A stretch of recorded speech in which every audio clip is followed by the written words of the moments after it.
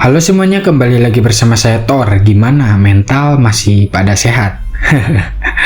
Sebuah film Korea yang berjudul Holy Night Demon Hunter 2025 akan mengisahkan sebuah fenomena yang tidak mungkin atau mungkin saja bisa terjadi di dunia nyata, di mana sekelompok orang pemuja iblis mencari seseorang yang dijadikan sebagai bahan ritual pemujaan iblis. Banyak sekali korban yang mati mengenaskan dijadikan bahan ritual, bahkan para polisi dan aparat kebingungan mengatasi masalah ini. Sehingga salah seorang yang merupakan pembasmi iblis pun membentuk sebuah tim rahasia yang bernama Holy Knight atau pemburu iblis. Oke lah, bagaimana ceritanya? Langsung saja pasang handsfree, duduk santai, seduh kopi, nyalakan sebat, dan enjoy.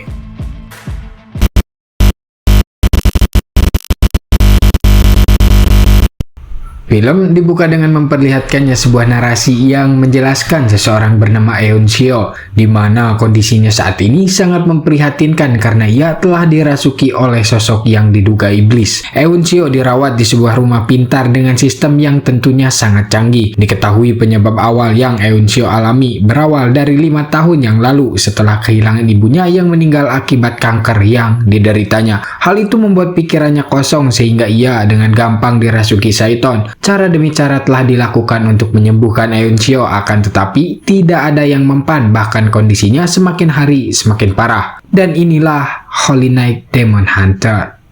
스마트 홈 시스템과 5년 전 홀어머니가 집에서 오디션을 준비해야 하는 스트레스가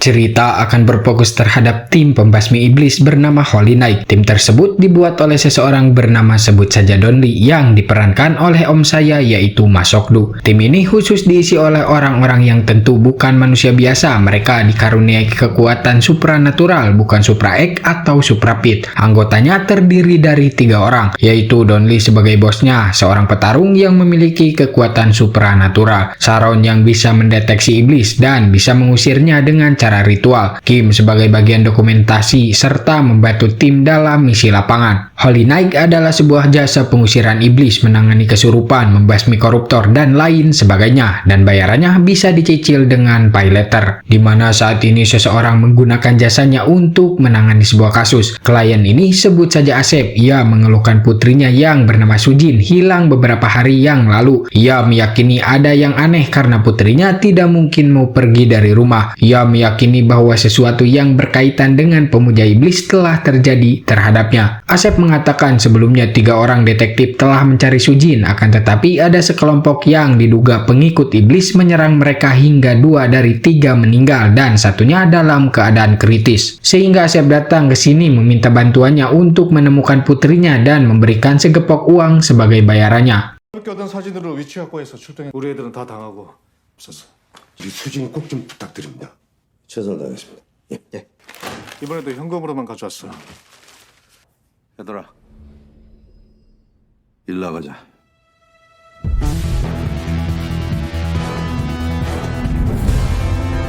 Mereka pun mulai beraksi dan kini mereka telah berada di depan rumah yang diduga Sujin berada di rumah tersebut. Mereka berhasil masuk dan di dalamnya terdapat sekelompok orang yang sedang melakukan maksiat. Ada yang minum tuak, hirup pecin, rokok daun singkong, dan lain sebagainya. Mereka berhasil menemukan sebuah ruangan orang-orang yang merupakan pengikut iblis. Dan benar saja saat ini para pengikut iblis sedang melakukan sebuah ritual persembahan di mana mereka menjadikan Sujin sebagai alat persembahannya. Don Lee yang akan menggagalkan ritual tersebut harus dihadang oleh para keroco yang bertugas menjaga ritual tersebut. Namun apa yang terjadi?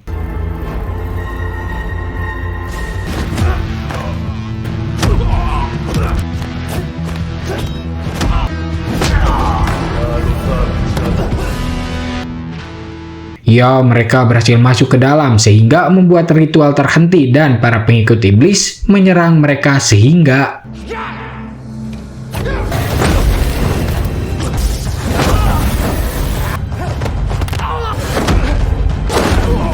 sementara Don Lee menghadang para keroco, giliran Sharon akan mengeluarkan iblis dari dalam tubuh Sujin dengan sebuah ritual khusus sambil komat kamit baca mantra.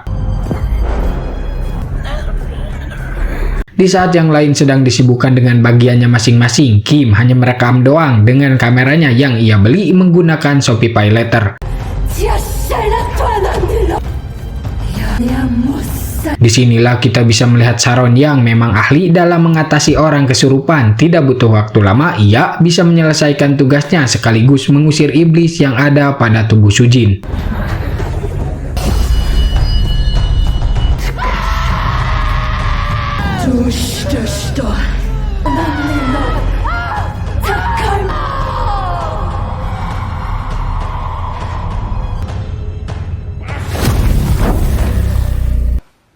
좀 어때? 전 괜찮아요. 아니 너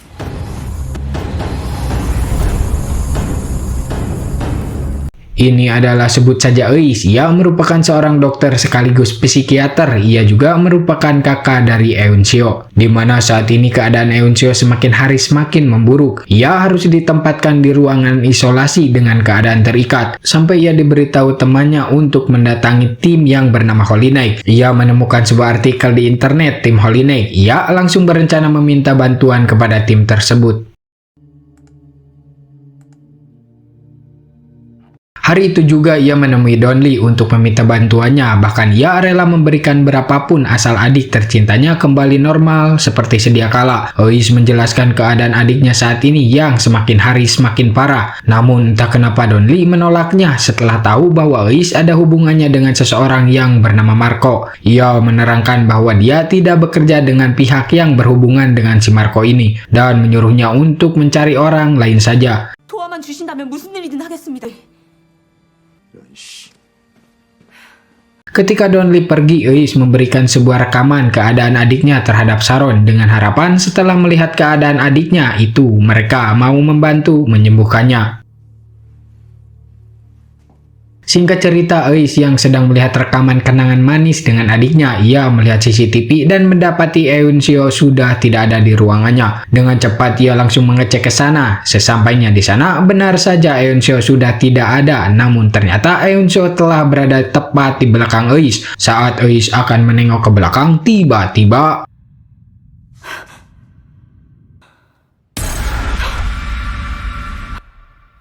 Anjir, gelo si Eta bisa gitu, Sementara itu Donli serta kawan-kawan sedang membicarakan apa yang sedang terjadi. Saat ini banyak sekali orang-orang yang mati dijadikan sebuah persembahan iblis. Tak lama ia dihampiri seseorang dan inilah orang yang bernama Marco ini. Ia merupakan seorang dokter di mana kedatangannya saat ini bertujuan untuk membujuknya supaya mau membantu Eis. Karena Marco lah yang memberitahu Eis untuk meminta bantuannya terhadapnya. Marco mengetahui alasan ia menolak membantunya karena ia tahu bahwa Eis disuruh olehnya. Donli tetap tidak ingin berurusan dengannya semenjak apa yang Marco lakukan terhadapnya. Ternyata Marco dahulu adalah pengikut sekte pemuja iblis yang menyebabkan banyak sekali korban yang mati akibat ia tumbalkan. Bahkan orang-orang terdekat Donli harus kena imbasnya. Marco mengatakan ia sangat menyesali perbuatannya di masa lalu, tetapi ia kini sudah bertobat. Marco tahu Donli tidak akan pernah memaafkannya, akan tetapi ia memohon dengan sangat untuk membantu temannya yaitu Eis. Namun Donli tidak menjawabnya dan lebih memilih pergi begitu saja. Sharon yang melihat Donli merasa kebingungan. Dia berbicara dengan Kim mengatakan bahwa 7 tahun yang lalu Donli menyelamatkan mereka dari para iblis. Dan jikalau Donli tidak menolong mereka, mungkin mereka saat ini sudah tiada. Setelah itu Sharon mengajak Kim untuk memutuskan membantu Eis menyembuhkan Eun-seo. Kemudian mereka melihat sebuah rekaman yang diberikan oleh Eis, di mana rekaman tersebut berisi keseharian Eis dan kejadian-kejadian aneh yang terjadi terhadapnya, di mana rekaman tersebut menunjukkan gelagat Eun-seo yang aneh bahkan sedikit menyeramkan. Dan ada suatu kejadian Eis mendapati Eun-seo menghilang dari Len, kemudian ia mencoba mencarinya ke setiap ruangan. Setelah lama mencari, ia mendapati Eun-seo yang berada di sebuah ruangan dengan keadaan berdiri menghadap dinding. Kemudian tiba-tiba lampu di sana mati. Eis menggunakan sebuah kamera HP untuk melihat keadaannya. Namun tepat saat Eun-seo berbalik, tiba-tiba Wanjir, gelo. Setelah melihat rekaman tersebut, mereka mengajak Donli untuk melihat rekamannya. Beruntung Donli berhasil dibujuk dan mau melihat rekaman tersebut. Dalam rekaman tersebut terlihat sosok Eun-seo yang tubuhnya dikuasai oleh iblis dan seringkali menyakiti diri sendiri, bahkan membuat orang yang melihatnya rewas dengan jumpscare yang selalu ia lakukan. Setelah melihat video tersebut, Kim menunjukkan satu video yang memperlihatkan Eui saat ia membeli rumah tersebut dari seorang ibu-ibu. Di sana ia memperlihatkan seorang petugas yang memiliki tato yang ia yakini bahwa tato tersebut bukan sekedar tato. Kim yakin mereka adalah kelompok pengikut iblis sehingga ia menyimpulkan bahwa Eun-seo ada hubungannya dengan mereka. 은서 씨에게 벌어진 일들이 Sementara itu, Marco menceritakan latar belakang Donli kepada Eis, bahwa dulu ia bersama Donli dan seorang yang bernama Joseph. Mereka tinggal bersama di sebuah panti asuhan sampai mereka tumbuh besar di sana, dan seseorang yang mengurus mereka bernama Suster Angela. Angela sangat menyayangi mereka dengan penuh kasih, membesarkannya layaknya anak sendiri. Donli dan Joseph merupakan salah dua yang terpilih. Mereka memiliki kelebihan yang tidak dimiliki anak-anak lain. Sejak kecil, Donli memiliki kekuatan fisik di atas rata-rata, dan Joseph sendiri memiliki kekuatan untuk mengusir iblis dari tubuh manusia. Hal itu membuat Joseph dikucilkan oleh anak-anak panti karena mereka merasa takut terhadapnya. Tetapi Donli selalu menemani dan melindunginya layaknya seperti saudara. Sampai mereka tumbuh dewasa meninggalkan panti asuhan, Donli mencari uang dengan cara menjadi seorang petarung dan selalu memberikan sebagian hasil pertarungannya itu kepada panti. Tetapi suatu hari Joseph memanggil iblis dan menyebabkan kekacauan di panti. Suster Angela dan seluruh anak panti meninggal dunia, dan Donli sendiri hampir meninggal saat kejadian tersebut, namun secara ajaib ia berhasil selamat. Kejadian itulah yang membuat Donli sangat merasa bersalah karena ia merasa tidak bisa menyelamatkan orang-orang di panti yang sudah ia anggap keluarganya sendiri. Dan dari sinilah Donli mulai memburu Joseph serta membasmi para iblis serta pengikutnya. Namun saat itu Joseph mulai tak terkendali, ia ingin mendapatkan keabadian. Dia mulai dibutakan hatinya dan mencoba menyerap energi para manusia untuk meningkatkan kekuatannya. Namun sekarang Joseph menghilang entah kemana. Marco sendiri menghalang-halangi Donli untuk menangkap Joseph, dan mungkin itu alasan ia menolak untuk membantu Eis. Namun tanpa diduga, tiba-tiba Donli menelpon Eis dan memerintahkannya untuk datang ke kantornya. 여보세요. 혹시 시간 되시면 잠깐 보시죠. Sesampainya di sana, Donli menjelaskan bahwa mereka akan melakukan ritual pengusiran iblis dari tubuh Eun-seo. Ritual tersebut akan dipimpin oleh Sharon dengan Kim yang akan membantunya, dan Donli sendiri akan menghadang jikalau para pengikut iblis datang untuk membatalkan ritual tersebut, karena diyakini mereka akan muncul di sekitaran Eun-seo. Donli juga menjelaskan bahwa yang mereka akan lakukan merupakan pekerjaan yang sangat berbahaya, bahkan taruhannya adalah nyawa yang bisa membunuh mereka. Kemudian Kim menjelaskan bahwa di tubuh Eun-seo saat ini ada sesosok iblis yang bersemayam. Di sana Kim menyimpulkan bahwa sekelompok orang telah memanggil iblis dengan menggunakan tubuh Eun-seo. Kim mencurigai orang-orang yang terdapat pada CCTV. Saat mereka membereskan rumah Eis, di sanalah mereka melakukan pemanggilan iblis di rumah Eun-seo. Bahkan dia curiga pemilik sebelumnya lah yang merencanakan semua ini, dan Kim meyakini mereka adalah para pemuja iblis. Mereka memilih korban tidak sembarangan, memiliki kriteria tertentu yang memiliki jiwa murni yang akan dijadikan sebagai media untuk memanggil iblis, dan kebetulan Eun-seo masuk dalam kriteria tersebut. 왜 우리 은서죠?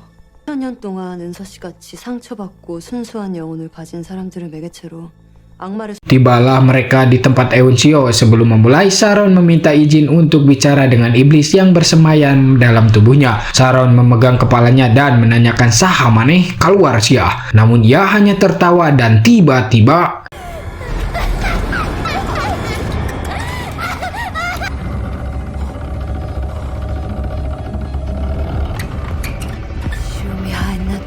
yani tuan saya tashumi hanatunya latush.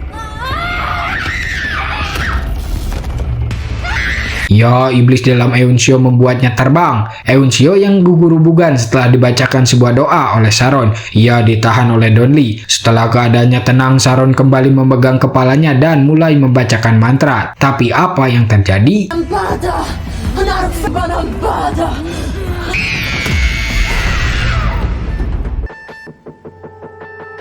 Ya, energi kuat yang dimiliki si iblis membuat mereka terpental dan mendapati Euncio yang sudah menghilang dari ruangan. Mereka langsung melihat CCTV untuk mengetahui keberadaan Euncio. Namun mereka dibuat kebingungan karena Euncio ada di setiap ruangan tersebut dan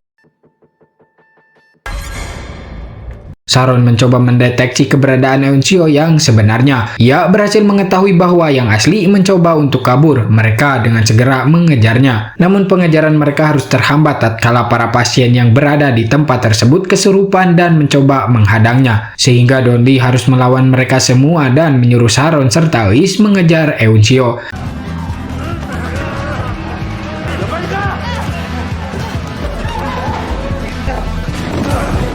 Euncio berhasil keluar setelah membuat security tak sadarkan diri. Ia berhenti setelah Eis memanggilnya dan ketika ia menoleh, tiba-tiba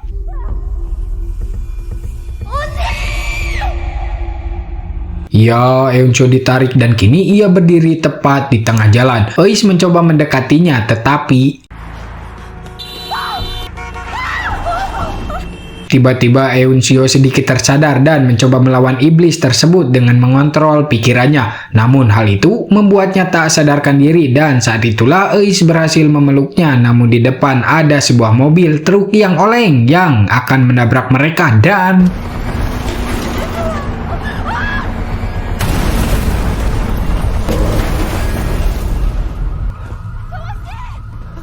ya, beruntung Donli datang dengan waktu yang tepat dan langsung memasukkan Euncio ke dalam mobil. Mereka memutuskan untuk melakukan ritual di rumah Eis. Sesampainya di sana, Euncio diikat di sebuah kursi. Ia mulai memberontak yang menimbulkan seisi rumah bergetar hebat, tetapi tidak sampai membuatnya roboh. Euncio yang sedikit tersadar, ia meminta Donli untuk menolongnya. Donli pun menjawab, "Ari ieu teh naon neng? Pan ieu keur dilakukeun ku aing teh." Sebelum memulai ritual, Euncio menaburkan entah itu abu atau garam yang ditaburkan di sekeliling Euncio. Lalu Sharon menjelaskan bahwa ritual ini ada 6 tahap dan semua tahap dalam ritual ini hanya untuk mengetahui nama si jangkar kehet iblis ini, karena jika ia mengetahui nama si iblis maka Sharon akan mudah untuk mengusir si iblis. Dan Eis diminta untuk mengikuti setiap instruksi yang diperintahkan Sharon demi kelancaran ritual pengusiran ini, karena jika ritual terganggu nyawa mereka yang akan menjadi taruhannya. Kemudian Sharon memulai dan tahap pertama yaitu membuat kehadiran si iblis menjadi nyata. Dengan menggunakan daun kelor sebagai media pengancaman, Sharon mulai ritualnya. Ia menempelkan daun kelor di kepala Euncio sambil mengatakan "saha maneh", sehingga membuat Euncio berteriak dan menyebabkan lampu kedap-kedip. Eis bertanya apa yang terjadi. Kim menjelaskan bahwa ritual telah memasuki tahap pura-pura di mana si iblis akan melakukan sebuah tipuan dengan segala tipu dayanya. Lalu Sharon memegang sebuah kaca yang ia todongkan sambil membaca mantra. Tetapi kaca itu tiba-tiba pecah, lalu si iblis mengucapkan sebuah mantra yang membuat seisi ruangan perlahan menjadi gelap.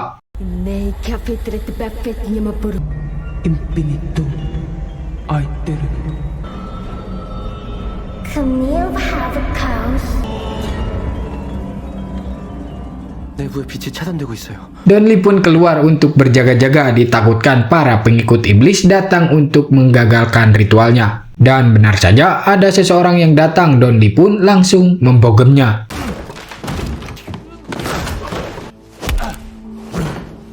Namun ternyata ia tidak sendirian sehingga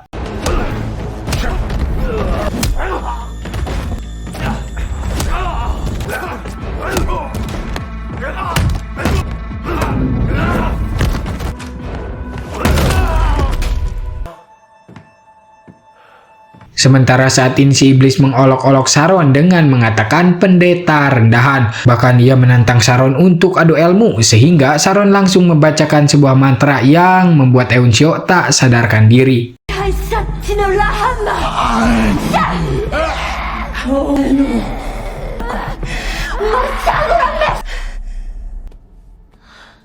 Sekarang ritual telah memasuki tahap ketiga, yaitu akan terjadi sebuah benturan. Sharon menyuruh Eis untuk beristirahat terlebih dahulu, namun Eis malah bengong karena ternyata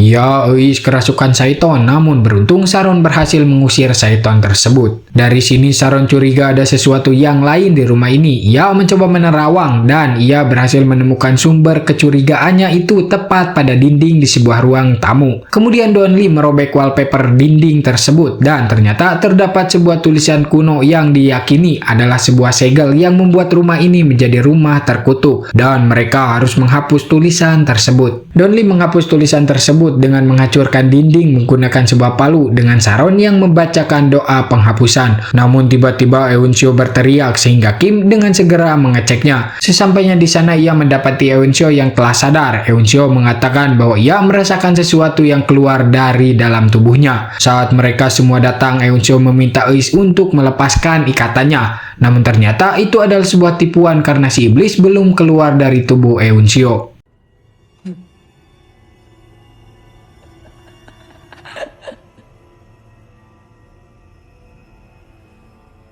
Si iblis mengatakan bahwa Euncio bagaimanapun akan menjadi miliknya dan si iblis mulai mempengaruhi Donli dengan mengungkit masa lalunya Donli dengan mengatakan Donli yang menyebabkan anak-anak panti itu mati. Dan hal itu berhasil mempengaruhi pikiran Donli. Dalam pikiran itulah seonggok iblis mengajaknya untuk menjadi pengikutnya. Namun Donli langsung mencekik iblis tersebut. Namun apa yang sebenarnya terjadi?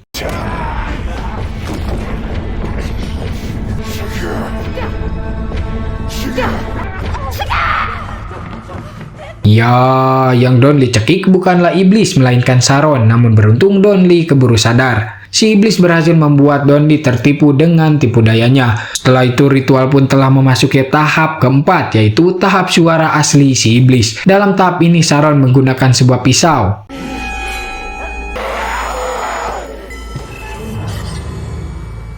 Kemudian si iblis kembali membacakan sebuah mantra yang membuat seisi ruangan menjadi dingin dan hal tersebut membawa Saron ke dalam dimensi lain. Ia berhadapan-hadapan dengan Euncio dan mulai mengadu ilmu.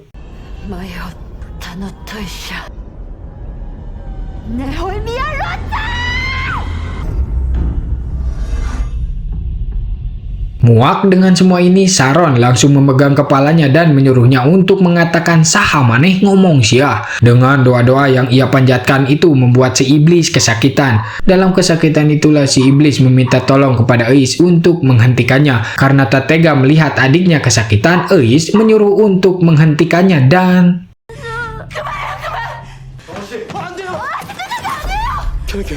tolol si beban. Eis tak sengaja membuat segel yang dibuat Saron terinjak dan otomatis membuat si iblis dengan gampang terlepas dari ikatannya sehingga inilah yang terjadi.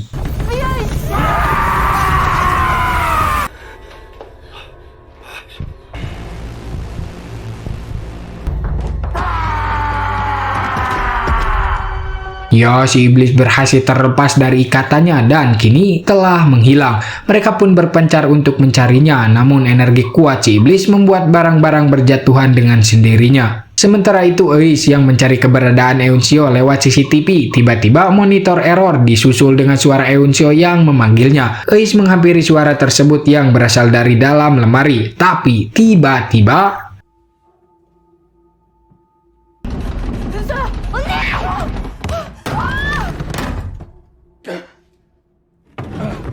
Setelah itu Kim dibuat terbang dengan keadaan tercekik. Melihat itu Saron langsung membacakan sebuah doa yang berhasil membuat Kim terselamatkan. Donli yang merasa curiga pasti di sekitaran sini ada para pemuja iblis yang melakukan ritual dan mencoba untuk menyingkirkan mereka dengan ancaman-ancaman yang mereka dapatkan. Eis kemudian teringat dengan sebuah gedung yang ada di depan rumahnya. Tanpa berlama-lama, Donli langsung bergegas ke gudang tersebut. Sementara itu, Saron dan kawan-kawan lanjut mencari keberadaan Euncio, dan mereka berhasil menemukannya di atas dalam keadaan terbalik dengan si iblis yang perlahan menguasai tubuh Euncio. Dan tiba-tiba si iblis menyerang mereka, namun Saron buru-buru membacakan sebuah doa yang berhasil membuat si iblis tidak dapat menyentuhnya. Eis dan Kim langsung menahan si iblis, tetapi...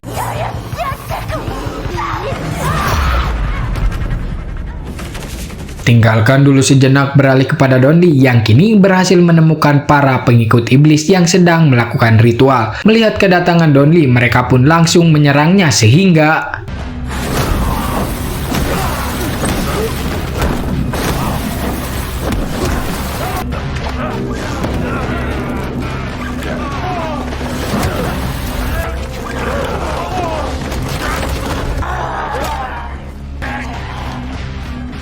Ya, Donli berhasil tertusuk dalam keadaan tertekan itulah tiba-tiba Donli mengingat masa lalunya dan berhasil mengeluarkan genjutsu sehingga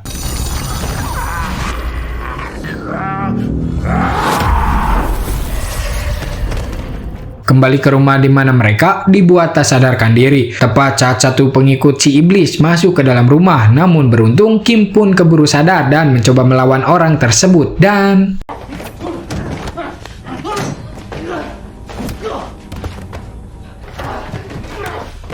ya, Kim tak mampu melawan si pengikut. Saat si pengikut akan membunuh Sharon yang masih pingsan, tiba-tiba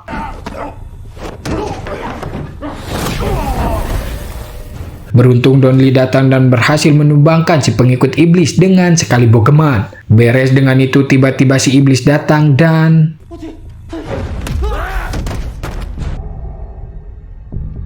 setelah itu Eunseok yang masih dikendalikan si iblis berdiri sambil ngebacot membacakan sebuah mantra dan mereka memasuki tahap terakhir yaitu tahap pengusiran. Sementara itu Sharon yang masih pingsan dalam alam bawah sadarnya, ia kembali dalam dimensi yang berhadap-hadapan dengan si iblis, disusul dengan kemunculan asap yang membentuk sebuah sosok iblis. Dan dari sosok inilah ia akhirnya mengetahui nama si iblis sekaligus spesies si iblis yang merupakan raja kematian yang memakan para anak-anak sebagai korbannya, dan namanya adalah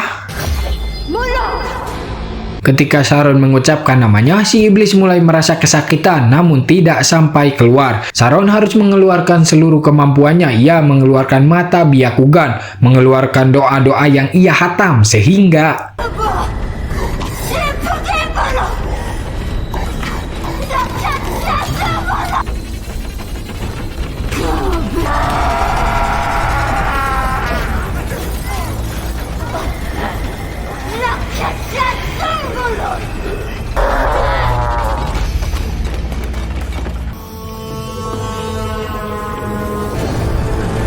ya, keluar sebuah asap dari tubuh Eunseok disusul dengan terbukanya portal yang menarik asap tersebut dan tiba-tiba ya, si iblis ternyata masih belum keluar dari tubuh Eunseok dan kini ia membacakan sebuah mantra yang membuat tubuh Eunseok tertarik masuk ke dalam portal. Melihat hal itu, Eis mencoba mencegahnya dengan cara menariknya. Sementara Sharon yang sudah kehilangan banyak cakra, ia harus dibuat muntah-muntah. Donli mencoba membantu menarik Eunseok tetapi ia dibuat terpental. Kim juga tak mau diam saja. Ia mengikatkan sebuah tali pada lawang pantok dengan harapan akan menahan tarikan tersebut. Namun lawang pantok tersebut tidak kuat menahan tarikan si iblis. Namun beruntung Donli berhasil mencengkeram tali tersebut. Lalu Sharon bangkit dan memegang Eunseok. Ia kembali membacakan sebuah doa sehingga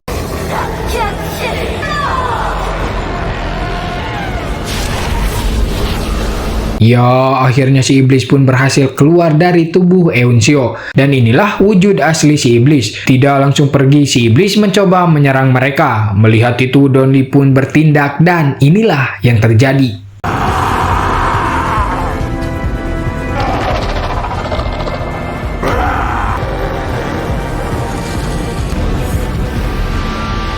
Wajing dan keren dengan efek Edo Tensei dan kekuatan yang dimiliki, Donli titisan Goku pun berhasil membuat si iblis ngaclang dengan satu bogeman saja, sekaligus mengakhiri mimpi buruk ini.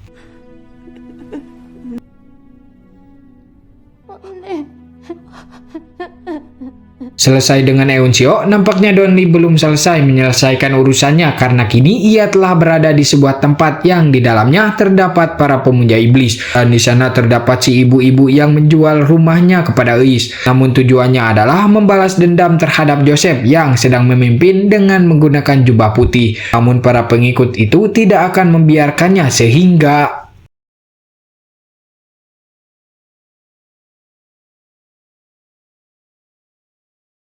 tamat ending yang sangat menyesatkan.